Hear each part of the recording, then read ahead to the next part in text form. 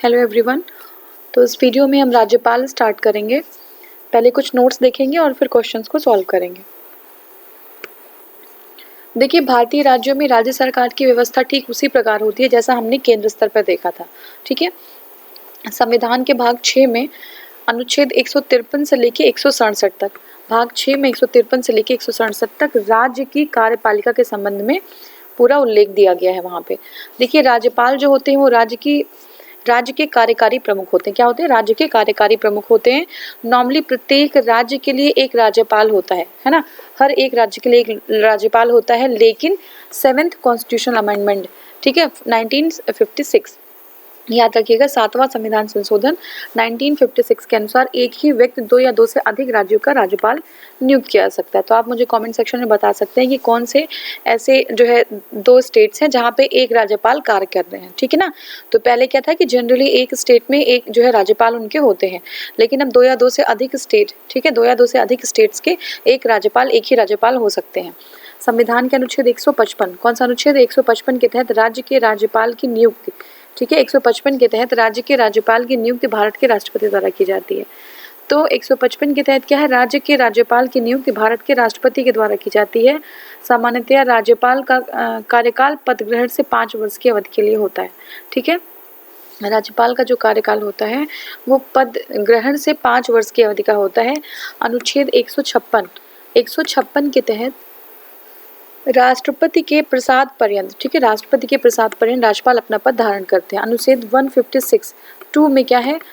राज्यपाल राष्ट्रपति को संबोधित करके एक हस्ताक्षरित अपना लेख जो है अपने पद त्याग के लिए राज्यपाल राष्ट्रपति को दे सकते हैं।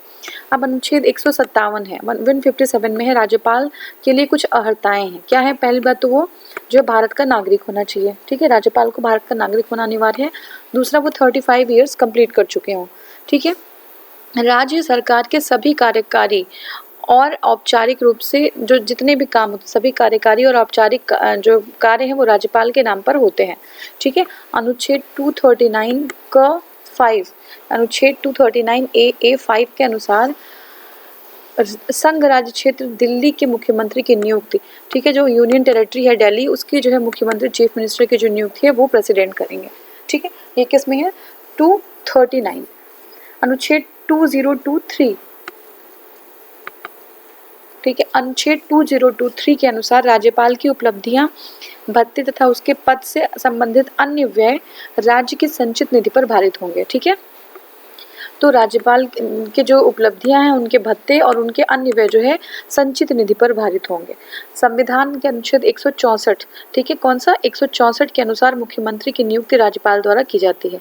वहाँ पे क्या था? वहाँ पे जो है प्रधानमंत्री की नियुक्ति राज्यपाल द्वारा होती है और जो अन्य मंत्री हैं वो प्रधानमंत्री की परामर्श से, उनकी सलाह से जो राष्ट्रपति होते थे वो जो है उनको चुनते थे। यहाँ पे राष्ट्रपति की जगह राज्यपाल है, जो मुख्यमंत्री है उनकी नियुक्ति राज्यपाल द्वारा की जाती है और अन्य जो है मंत्रियों की नियुक्ति राज्यपाल द्वारा मुख्यमंत्री की सलाह पर होती है। राज्यपाल राज्य सरकार का विधानसभा का अभिन्न अंग है। जैसे संसद का अभिन्न अंग कौन है? राष्ट्रपति, लोकसभा और राज्यसभा, वैसे ही राज्यपाल भी राज्य विधानसभा के अभिन्न अंग होते हैं। वह राज्य विधानसभा के सत्र को बुलाने, सत्रावसान करने और विघटित करने की शक्ति रखते हैं। तो क्या वो सत्र को बुला सकते हैं, सत्रावसान कर सकते हैं और उसको विघटित करने की शक्ति राज्यपाल के पास होती है। राज्यपाल राज्य विधान परिषद के कुल सदस्यों के 1/6 भाग को नामांकित करते हैं। ठीक है। तो राज्यपाल क्या करते हैं? राज्य विधान परिषद के कुल 1/6 भाग को क्या करते हैं? नामांकित करते हैं। ठीक है। वह राज्य विधानसभा के लिए आंग्ल भारतीय समूह के एक सदस्य की नियुक्ति कर सकते हैं। ठीक है। तो ये आंग्ल जो भारतीय हैं उनके समूह से एक व्यक्ति की नियुक्ति कर सकते हैं राज्यपाल। अनुच्छेद 165 के तहत राज्यपाल उच्च न्यायालय के न्यायाधीश नियुक्त होने के लिए, देखिए 165 में क्या है? 165 में है राज्यपाल उच्च न्यायालय के न्यायाधीश नियुक्त होने के लिए योग्य किसी व्यक्ति को राज्य का महाधिवक्ता नियुक्त करेगा। ठीक है। तो क्या करेंगे कि राज्यपाल उच्च न्यायालय के न्यायाधीश, ठीक है, ऐसे कोई व्यक्ति जो उच्च न्यायालय का न्यायाधीश नियुक्त होने की अर्हताएं रखता है, ऐसे व्यक्ति को राज्यपाल महाधिवक्ता नियुक्त कर देते हैं। राज्य विधानमंडल द्वारा पारित किसी विधेयक को राज्यपाल स्वीकृति दे सकते हैं या स्वीकृति को रोक सकते हैं, या वह विधेयक वो राष्ट्रपति के लिए रिजर्व कर सकते हैं। एक यहाँ पे अलग जो ये है कि वहाँ पे भी स्वीकृति राष्ट्रपति दे सकते थे और स्वीकृति को रोक सकते थे, लेकिन राज्यपाल के केस में क्या होता है कि यहाँ पे जो है विधेयक को रिजर्व भी कर सकते हैं, आरक्षित कर सकते हैं। किसके लिए? प्रेसिडेंट के लिए, हमारे राष्ट्रपति के लिए। वह विधेयक को पुनर्विचार करने के लिए वापस कर सकते हैं धन विधेयक न होने पर। अगर धन विधेयक है तब नहीं कर सकते वापस, ठीक है, पुनर्विचार के लिए। राज्य विधानमंडल द्वारा पुनः भेजे जाने पर राज्यपाल को अपनी स्वीकृति देनी पड़ती है। सेम केस जैसा राष्ट्रपति में था। अनुच्छेद 201 के अनुसार जब कोई विधेयक राज्यपाल द्वारा राष्ट्रपति के विचार के लिए आरक्षित रखा जाता है, ये 201 में है, तब राष्ट्रपति यह घोषित करे कि वह विधेयक पर अनुमति देता है या रोक लेता है, ठीक है। अनुच्छेद 213 के अनुसार जब राज्य विधानमंडल का सत्र नहीं चल रहा है तो राज्यपाल अध्यादेश की घोषणा कर सकते हैं। तो अगर सत्र नहीं चल रहा है तो राज्यपाल जो है अध्यादेश की घोषणा कर सकते हैं। 161 में क्या है? 161 में है, किसी राज्य के राज्यपाल को उस राज्य की कार्यपालिका विधि के विरुद्ध किसी अपराध के लिए दंड को क्षमा, अगर कार्यपालिका विधि बना चुकी है, ठीक है ना, कार्यपालिका विधि के विरुद्ध भी किसी दंड के लिए क्षमा, उसका प्रविलंबन, विराम या परिहार करने की अथवा दंड के निलंबन, परिहार, लघुकरण करने की शक्ति होती है। सरोजिनी नायडू भारत की प्रथम महिला थी जिन्हें राज्यपाल पद पर मनोनीत किया गया था। तो ये हमारा पूरा नोट्स था। क्वेश्चन करते हैं। देखिए, संविधान के मसौदे में निर्वाचित राज्यपालों के प्रावधानों की मूल योजना को छोड़ दिया गया था, क्योंकि इसका तात्पर्य होता है कि एक दूसरा निर्वाचन प्रमुख राजनीतिक मुद्दों पर लड़ा जाता है। निर्वाचन जो है प्रमुख राजनीतिक मुद्दों पर लड़ा जाता है। निर्वाचित राज्यपाल अपने को मुख्यमंत्री से बड़ा मानता है। दूसरा क्या है? निर्वाचित राज्यपाल अपने को मुख्यमंत्री से बड़ा मानता है। राज्यपाल को संसदीय प्रणाली के अधीन ही कार्य करना था, ठीक है। तो ये हमारा है 134। देखिए, इसका तात्पर्य, किसका तात्पर्य? संविधान के मसौदे में निर्वाचित राज्यपालों के प्रावधानों की मूल योजना को छोड़ दिया गया था। तो निर्वाचित मतलब इलेक्टेड नहीं थे राज्यपाल जो है, जैसे हमारे डायरेक्ट इलेक्शन होता है किसका, जो हमारे मिनिस्टर्स होते हैं या फिर जो आपके चीफ मिनिस्टर या प्राइम मिनिस्टर या जो सांसद होते हैं, लेकिन राज्यपाल को इलेक्टेड नहीं किया गया। उसका क्या कारण है? उसका कारण यह है कि इसका तात्पर्य यह है कि एक दूसरा निर्वाचन, मतलब एक निर्वाचन किया गया, स्पेशली इसके लिए भी एक निर्वाचन किया जाए। निर्वाचन प्रमुख राजनीतिक मुद्दों पर लड़ा जाता है, ये गलत हो जा रहा है। थर्ड हमारा है, निर्वाचित राज्यपाल अपने को मुख्यमंत्री से बड़ा समझता है। जब राज्यपाल भी निर्वाचित है और मुख्यमंत्री भी निर्वाचित है तो राज्यपाल अपने आप को जो है एक बड़ी पावर समझेंगे। राज्यपाल को संसदीय प्रणाली के अधीन ही कार्य करना था, ठीक है। तो ये देखते हैं इसका, जस्ट सेकेंड। हाँ, देखिए, संविधान सभा इस बात पर काफ़ी बहस हुई थी कि राज्य का राज्यपाल नियुक्त हो या निर्वाचित हो, ठीक है।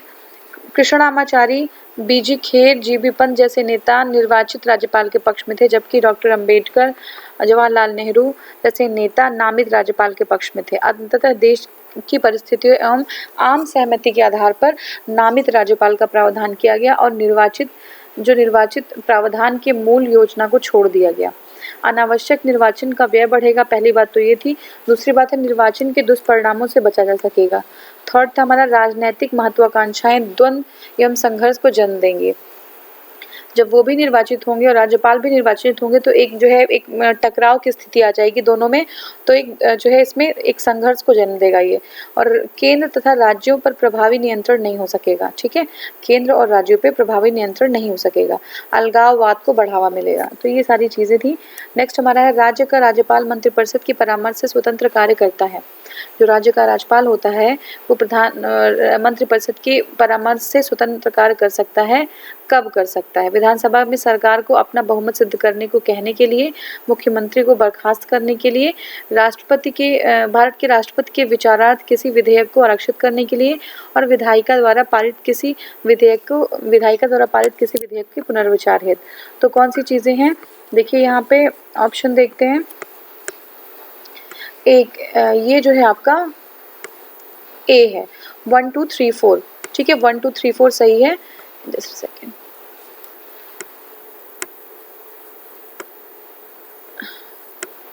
सॉरी, हाँ, तो देखिए इसमें 1 2 3 4 सही है, देख लेते हैं एक बार इसको। हाँ,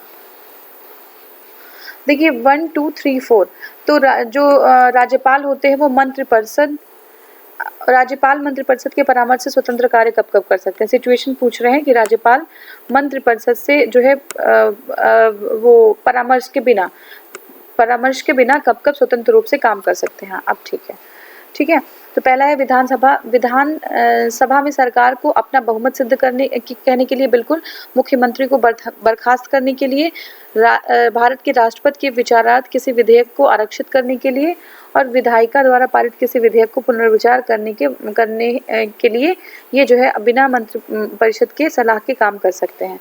ठीक है, तो 1 2 3 4 है। अब देखिए, राज्य का राज्यपाल निम्नलिखित संदर्भों में अपने विवेकानुसार कार्य कर सकते हैं। पहला है विधानसभा में सरकार को अपना बहुमत जब सिद्ध करना हुआ तब, अल्पमत में आए मुख्यमंत्री को बर्खास्त करने के लिए, किसी विधेयक पर अनुमति देनी, कोई विधेयक उस पर अनुमति देना या अनुमति रोकना, भारत के राष्ट्रपति के लिए विचारार्थ उस विधेयक को आरक्षित करने के लिए, या आर्टिकल 200 में है, विधायिका द्वारा पारित किसी विधेयक को पुनर्विचार हेतु वापस करने के लिए अनुच्छेद 200 परंतु है ये। इसके अतिरिक्त राज्य में राष्ट्रपति शासन लगाने तथा विधानसभा के समय पूर्ण विघटन जैसे कुछ अन्य संदर्भों में भी वो अपने विवेक का प्रयोग, जैसे राज्य में राष्ट्रपति शासन लगाने तथा विधानसभा के समय पूर्व विघटन जैसे कुछ अन्य जो है संदर्भों में भी राज्यपाल अपने विवेक का प्रयोग कर सकते हैं। ठीक है, उसे उच्च न्यायालय से परामर्श मांगने के लिए अधिकृत नहीं किया गया है, तो ये जो है उच्च न्यायालय से परामर्श मांगने के लिए अधिकृत नहीं है। नेक्स्ट हमारा है, भारतीय संविधान के निम्न अनुच्छेदों में से किस एक के अधीन राज्यपाल राष्ट्रपति के विचार के लिए किसी विधेयक को आरक्षित करते हैं।